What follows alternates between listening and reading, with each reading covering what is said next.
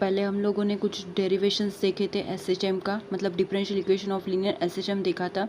तो आज हम 112 पेज नंबर टेक्स्ट बुक का एग्जाम्पल नंबर 5.1 देखते हैं। तो एग्जाम्पल नंबर 5.1 में हम लोगों को गिवन क्या दिया है, देखो, a body of mass 0.2 kg performing linear SHM, मतलब एक बॉडी है यहाँ पे और यहाँ पे, मतलब ये हुआ इसका मीन पोजीशन, वो लीनियर मोशन परफॉर्म कर रहा है, मतलब एक मास है वो लीनियर मोशन परफॉर्म कर रहा है, मतलब वो लीनियरली जा रहा है। ओके, ये लीनियर मोशन परफॉर्म कर रहा है। उसके बाद दिया है आगे, it's experience of restoring force is 0.2 Newton, मतलब मास ऑलरेडी हम लोगों के पास है 0.2 kg और फोर्स दिया है restoring force 0.2 Newton. when its displacement from the mean position is 4 centimetre, मतलब डिस्प्लेसमेंट दिया है, मतलब x की जो वैल्यू दी है वो 4 सेंटीमीटर, तो सेंटीमीटर का हम लोगों ने मीटर में कन्वर्ट कर लिया 0.04 मीटर। ओके, तो हम लोगों को यहाँ पे डिटरमाइन करना है force constant, period of SHM, and third है acceleration of the body when displaced from the mean position is 1 centimetre. तो हम लोग आगे देखते हैं, मतलब हम लोगों को ए फाइंड करना है। तो ए कब फाइंड कर रहा है, when x is equal to 1, मतलब एक्स जब 1 रहेगा, मतलब डिस्प्लेसमेंट अगर 1 रहता है तब, मतलब सेंटीमीटर का मीटर में फिर से कन्वर्ट करेंगे तो क्या होगा, 1 सेंटीमीटर का 0.01 मीटर में कन्वर्जन होगा। ओके, तो चलो सॉल्व करते हैं। हम लोगों ने गिवन पहले लिख लिया, मतलब के, मतलब फोर्स कांस्टेंट हम लोगों को निकालना है, and period of SHM, acceleration of the body, A he find करना है, मतलब 3 चीज़ें हम लोगों को यहाँ पे फाइंड करनी है। तो फर्स्ट देखते हैं, हम लोगों के पास फोर्स का फॉर्मूला है। तो फोर्स के फॉर्मूले में, मतलब फोर्स इज इक्वल टू, हम लोग लिखते थे अभी force is equal to minus k x, but यहाँ पे डायरेक्शन दिखाने के लिए हम लोग माइनस साइन लेते थे, बट इस एग्जांपल में कोई डायरेक्शन की नोट नहीं दी है, तो डायरेक्शन नहीं दिया है, मतलब हम लोग डायरेक्टली पॉजिटिव फॉर्मूला लगे के। तो इसको हम रीअरेंज करते हैं इक्वेशन को। क्या किया है मैंने, एफ, ये एक्स की टर्म इस साइड ले ली, मतलब F divided by x is equal to k बचा। तो हम लोगों के पास फोर्स भी वैल्यू है, एक्स की भी वैल्यू है, डिस्प्लेसमेंट, मतलब फोर्स हमने पुट किया 0.2 एंड डिस्प्लेसमेंट लिया 0.04। तो फाइनल आंसर मतलब हम लोगों को के मिल जाएगा। के कितना मिला, 5 न्यूटन पर मीटर, इतना हम लोगों को के मिला।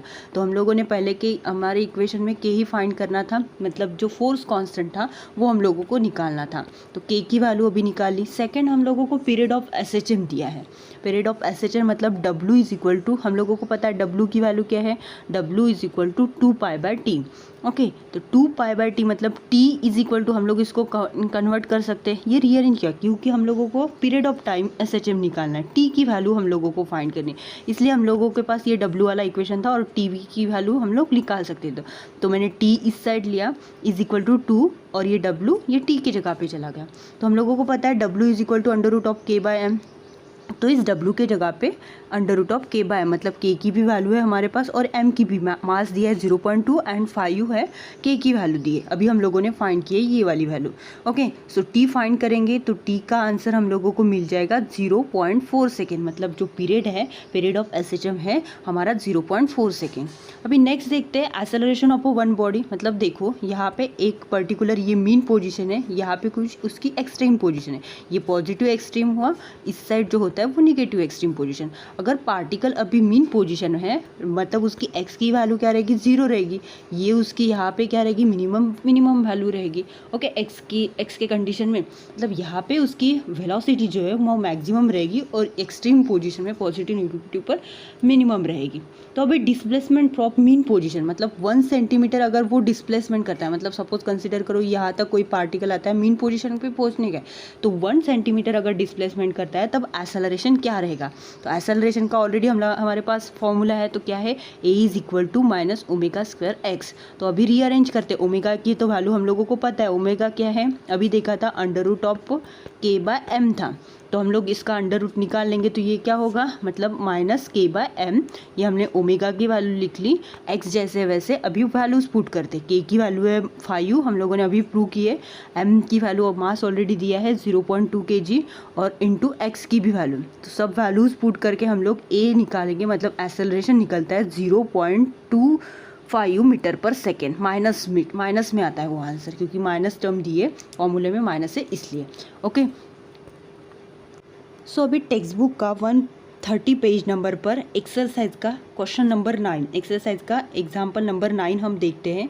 तो क्या है, तो स्क्रीन पर देखिए, in SI units of differential equation of in SHM is d square x by d t square is equal to -36s, find its the frequency and time. मतलब हम लोगों को यहाँ पे क्या फ्रीक्वेंसी एंड पीरियड मतलब टाइम पीरियड निकालना है। तो फ्रीक्वेंसी के लिए n लेते हैं और टाइम पीरियड के लिए हम लोग t लेते हैं। ऑलरेडी हम लोगों को दिया है d square by d t, okay, क्या दिया है d square by d x upon d t square is equal to -36, ये ऑलरेडी हम लोगों को गिवन दिया है। ओके, n और t की वैल्यू हम लोगों को फाइंड करनी है। तो हमारे पास ऑलरेडी डिफरेंशियल इक्वेशन है एस एच एम का, क्या है d square x upon d t square plus omega square x is equal to 0। अभी देखो, मैं ये d square x divided by d t square, ये जो टर्म है, ये टर्म को मैं इस साइड लेके आती हूँ तो ये क्या होगी, ये माइनस में चली जाएगी। ओके, तो माइनस में जाने के कारण क्या होगी, ये टर्म हो जाएगी माइनस ओमेगा स्क्वायर एक्स हो जाएगी। इस साइड चली गई, ये पॉजिटिव है अभी, इस साइड चली जाएगी तो ये माइनस में आ जाएगी। तो अभी हम कंपेयर करते हैं इक्वेशन 1 एंड 2 को। अगर हम इक्वेशन 1 एंड 2 को कंपेयर करें तो इक्वेशन 1 क्या है हमारा, D square x by D t square and minus omega square x, ये इक्वेशन नंबर 1 है। इक्वेशन नंबर 2 है ये दोनों इक्वेशंस। ओके, अभी कंपेयरिंग करेंगे तो d square x by d t दोनों भी कैंसिल हो जाएंगे, ओनली बचा क्या, और एक्स गेट मतलब एक्स भी कैंसिल हो जाएगा तो ओनली बचा माइनस ओमेगा स्क्वायर -36। तो ये माइनस माइनस भी कैंसिल, मतलब ये आंसर आएगा माइनस ओमेगा स्क्वायर -36। तो ये माइनस माइनस भी कैंसिल हो जाएगा, मतलब omega square is equal to 36। मतलब ओमेगा कितना किसका स्क्वायर है, 36 किसका स्क्वायर है, 6 का। तो यहाँ पे ओमेगा की वैल्यू आती है 6।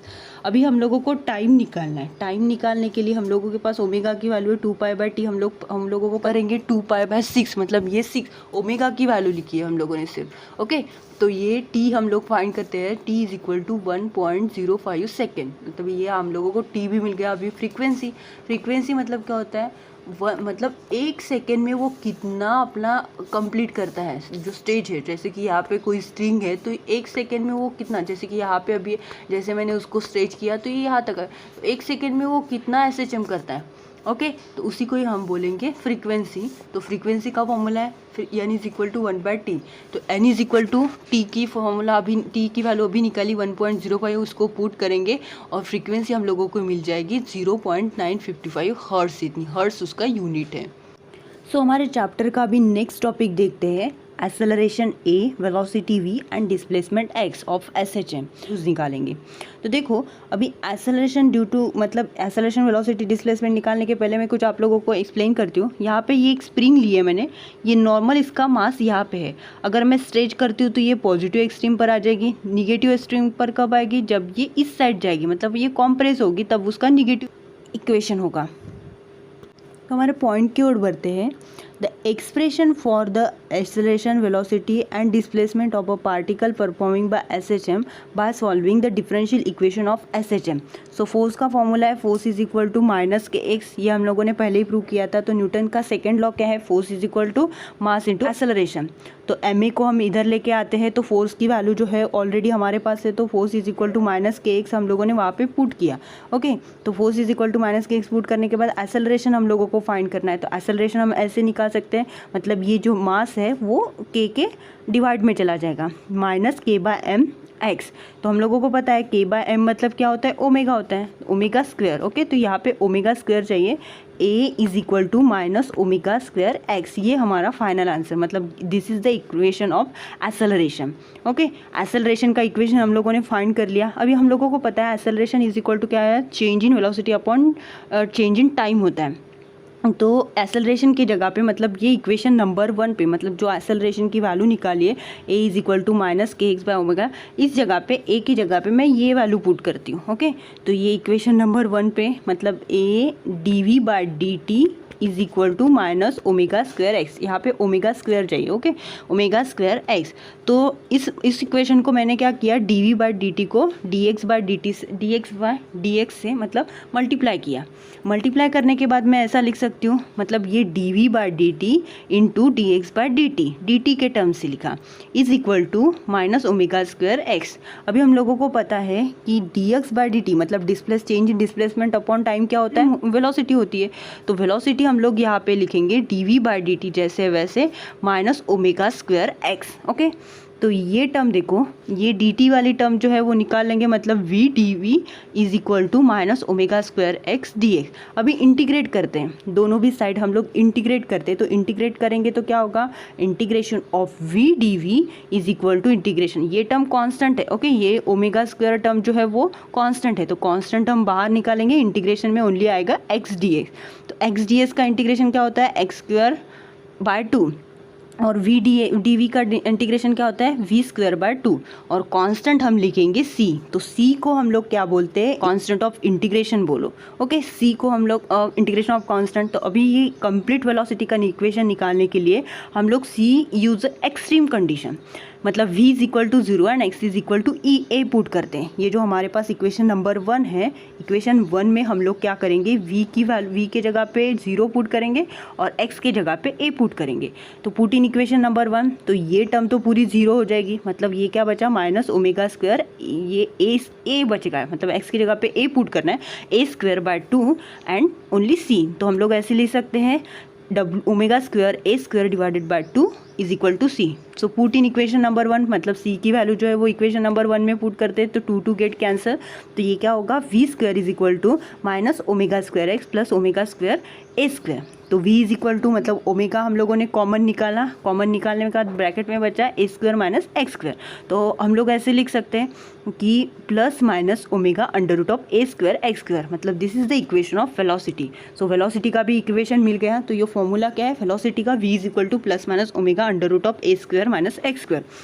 अभी हम लोगों के पास v इज इक्वल टू, मतलब velocity is equal to displacement upon time होता है, मतलब change in displacement upon change in time होता है। तो वेलोसिटी का फॉर्मूला है हमारे पास v is equal to omega a square divided minus x square. तो इसके जगह पे मतलब डिस्प्लेसमेंट लिख सकती हूँ मैं, v का फॉर्मूला अभी देखा हमने dx बाय dt होता है, तो बस v के जगह पे मैंने क्या किया, dx बाय dt पुट किया, ये बाकी जैसे वैसे। अभी देखो ये जो डिफरेंशिएट वाली टर्म है, मतलब जो x वाली, ये dx बाय dt और डिवाइड में लिखा ये वाली टर्म, मतलब under root of a square minus x square is equal to my omega dt। Okay, ये ओमेगा और dt इस साइड लेके गए इज इक्वल टू। अभी इस इक्वेशन को मुझे इंटीग्रेशन करना है, बोथ साइड मैंने इंटीग्रेशन किया। इंटीग्रेशन करने के बाद हम लोगों को पता है कि integration of 1 upon under root of 1 a square minus x square dx क्या होता है, sine inverse x by a होता है। तो बस यहाँ पे इस जो मैंने मार्क किया है उस जगह पे मैंने फॉर्मूला लगा दिया। तो ये फॉर्मूला क्या होगा, sine inverse x by a। Okay, ये फॉर्मूला हम लोगों को लगाना है बस इस इक्वेशन की जगह पे। तो ये इंटीग्रेशन ऑफ ओमेगा dt मतलब ओमेगा t प्लस फाइव, यहाँ पहले जैसे इक्वेशन में हम लोगों ने कांस्टेंट c लिया था, तो इस इक्वेशन में हम लोगों को कांस्टेंट लेना है फाई। तो फाई को हम लोग बोलते हैं कि कांस्टेंट ऑफ इंटीग्रेशन।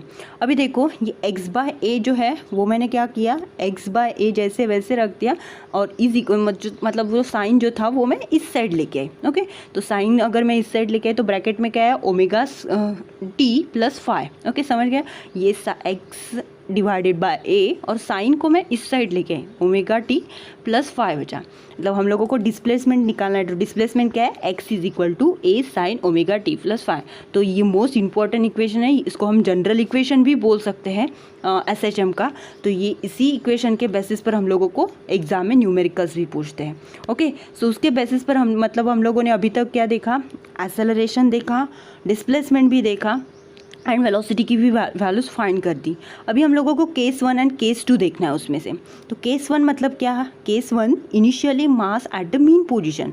मतलब देखो अगर मास कोई यहाँ पे मीन पोजीशन पर रहता है, मीन पोजीशन पर मास की मतलब मैक्सिमम वेलोसिटी रहती है, मतलब x इज इक्वल टू 0 रहेगा। ये एक्सट्रीम पोजीशन हुई, तो एक्सट्रीम पोजीशन मतलब ये निगेटिव एक्सट्रीम, ये पॉजिटिव एक्सट्रीम। ओके, तो negative extreme and positive extreme पर जो वेलोसिटी रहेगी वो क्या रहेगी, मिनिमम रहेगी, और मीन पोजीशन पर जो है वेलोसिटी हमारी मैक्सिमम रहेगी। तो पहली केस में क्या लिखेंगे, initially mass at the mean position, मतलब कोई मास अगर मीन पोजीशन पर रहता है तब t हम लोगों को 0 लेना है और x भी हम लोगों को 0 लेना है। तो अभी हमारे पास ये जनरल इक्वेशन है, तो इस इक्वेशन में t की वैल्यू 0 पुट करते हैं और x की वैल्यू भी हम लोग 0 ही पुट करेंगे। तो हम लोगों को आंसर क्या मिलेगा, a sine phi a sine phi, तो sine phi is equal to 0, तो फाई की वैल्यू अब लोग हम ये पुट करेंगे, मतलब 0 पाई 2 पाई 3 पाई, तो करके देखो तो साइन ए एक्स की मतलब ये जो हम लोगों ने इक्वेशन बताया था जनरल वाला, इसमें फाई की वैल्यू हम लोगों को पुट करनी है। ये जो हमारे पास फाई वाली इक्वेशन है, तो यहाँ पे ये एक्स का जो इक्वेशन है यहाँ पे फाई की वैल्यू पहले 0 पुट करेंगे, फिर करेंगे पाई पुट करेंगे, फिर 2 पाई करेंगे। तो अगर हम लोगों ने 0 पुट किया पहले इसमें फाई की वैल्यू, तो हम लोगों को क्या आंसर मिलेगा, x is equal to a sine omega t. अगर हमने पाई पुट किया तो हम लोगों को मिलेगा a sine omega t plus pi plus omega t. अभी देखो sine pi plus theta, sine pi plus theta का फॉर्मूला क्या है, माइनस साइन थीटा। तो बस यहाँ पे फॉर्मूला लगाया है, तो क्या है a sine pi plus omega t है, तो ये फॉर्मूला क्या होगा, sine minus sine omega t. Okay, minus sine omega t, मतलब अभी फिर से हम लोग 2 पाई पुट करेंगे, तो 2 पाई पुट करेंगे तो फिर से हमें यही कंडीशन मिलेगी, 3 पाई पुट करेंगे तो फिर से हमें यही कंडीशन मिलेगी, मतलब प्लस एंड माइनस। ओके, तो हम लोग ऐसे फाइनल लिख सकते हैं कि हम लोगों को डिस्प्लेसमेंट कितना मिल रहा है, plus minus A sine omega T. But ये कब, जब हमारा मीन पोजीशन पर रहता है मास। ओके, तब की बात है, ये केस 1 मीन पोजीशन के लिए। अभी केस 2 देखते हैं, तो केस 2 में क्या है, initially mass at extreme position. Extreme position मतलब एक पॉजिटिव एक्सट्रीम पोजीशन और एक negative extreme position. Okay, positive और नेगेटिव हम लोगों को याद रखने हैं। ओके, तो तब टी की वैल्यू 0 लेनी है और एक्स की वैल्यू जो है प्लस माइनस ए पुट करनी है। तो हमारे पास जनरल इक्वेशन है, उस जनरल इक्वेशन में हम लोग अगर पुट करेंगे एक्स की वैल्यू प्लस माइनस ए, तो ये क्या होगा, प्लस माइनस ए साइन फाई ओमेगा टी, मतलब टी तो हम लोगों को 0 लेना है, तो ये ओमेगा टी भी 0 ही हो जाएगा, मतलब सिर्फ बचा फाई। तो ये plus minus a get cancel, sine phi is equal to plus minus 1। Okay, तो फाई की वैल्यू यहाँ पे क्या लेनी है, एक्सट्रीम पोजीशन पर pi by 2, 3 pi by 2, 5 pi by 2, 7 pi by 2, ये हम लोगों को वैल्यूज़ लेनी है। अभी हम लोग x का ऑलरेडी इक्वेशन है, तो x की इक्वेशन में ये वैल्यूज़ पुट करते हैं 5 के जगह पे। 5 के जगह के अगर हमने वैल्यूज़ पुट की, तो देखो x is equal to a sine pi by 2 plus omega t. अगर हमने 5 के जगह पे पाई बाय 2 पुट किया, तो x is equal to a cos omega t. अभी ये कॉस कैसे आया, तो यहाँ पे देखो मैंने कुछ फॉर्मूलेज लिखे हैं। तो क्या होता है, sign pi by 2 plus theta, sine pi by 2 plus theta क्या होता है, कॉस थीटा होता है। तो इसीलिए हमने यहाँ पे साइन पाई बाय 2 के जगह पे कॉस ओमेगा टी लिखा। ओके, ए जैसे है वैसे ही रहेगा।